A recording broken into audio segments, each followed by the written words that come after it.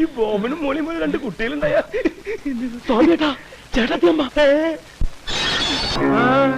എങ്ങോട്ടായി തള്ളി കയറി വരുന്നത്? ഞാൻ ഇവിടുത്തെ പെണ്ണാ, ഇത് രണ്ട് ഇവിടുത്തെ കുട്ടികളാ. മാറി ഇങ്ങോട്ട്. ഇവിടുത്തെ കുട്ടികളോ? ഇവിടുത്തെ കുട്ടികൾ ഈ നിൽക്കുന്നവരാ. അവരാരും വിവാഹം കഴിച്ചിട്ടില്ല, അവർക്ക് കുട്ടികളുമില്ല. ഞാൻ നിങ്ങളുടെ സ്വാമിനാഥന്റെ ഭാര്യയാ. സ്വാമിനാഥ, ഞാൻ മരിച്ചു എന്ന് പറഞ്ഞിട്ട് എവിടെ പോകുന്നു? ഒരു കാരണവശാലും പേടിക്കരുത്. ഞാൻ പറഞ്ഞു പറഞ്ഞാ മതി. എനക്കെന്താ ഒരു വല്ലായിക? ഏയ് ഒന്നുമില്ല. എന്താ നല്ല സുഖയില്ലേ? ഏയ് നല്ല സുഖം. ഇങ്ങോട്ട് മാറിയെന്നേ. എടി പെണ്ണേ, ഇവനാണോ എന്റെ ഭർത്താവ്? പിന്നെ അല്ലാതെ. അമ്മേ, എന്തൊക്കെ ഇവരീ പറയണേ? ഏതൊക്കെ ഈ പെണ്ണുമ്പിള്ള? നിനക്കറിയില്ലേ?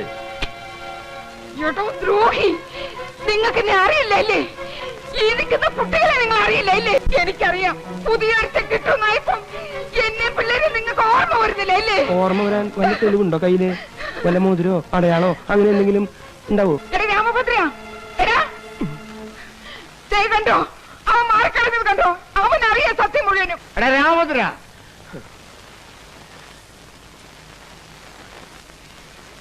എന്താ അച്ഛാ? നീ ഇവിടെ അറിയുവോ?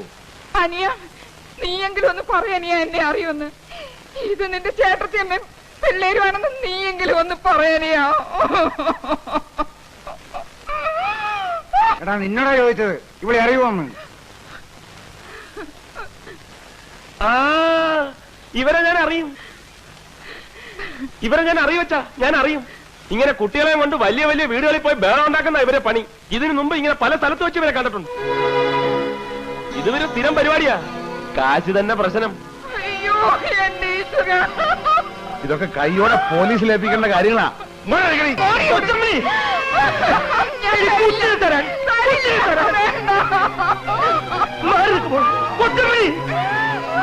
നീ എന്താ ഈ കാണിക്കണ എന്റെ കൊച്ചമണി? നീ എന്റെ ഭാര്യയല്ലേ? ഇത് നമ്മുടെ പിള്ളേരല്ലേ? ഞാൻ ഈ അഭിനയിച്ചൊക്കെ നിങ്ങൾ രക്ഷിക്കാൻ വേണ്ടിട്ടല്ലേ? ഇനി എനിക്കൊന്നുമില്ല.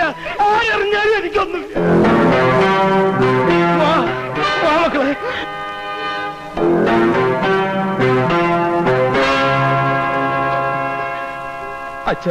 അച്ഛൻ എനിക്ക് മാപ്പ് തരണം. എനിക്ക് എന്റെ ഭാര്യയ്ക്കും പിള്ളേർക്കൊക്കെ അച്ഛൻ മാപ്പ് തരണം. ഞാൻ നിങ്ങളൊക്കെ ചതിക്കായിരുന്നു. എനിക്ക് മാപ്പ് തന്നു പറ.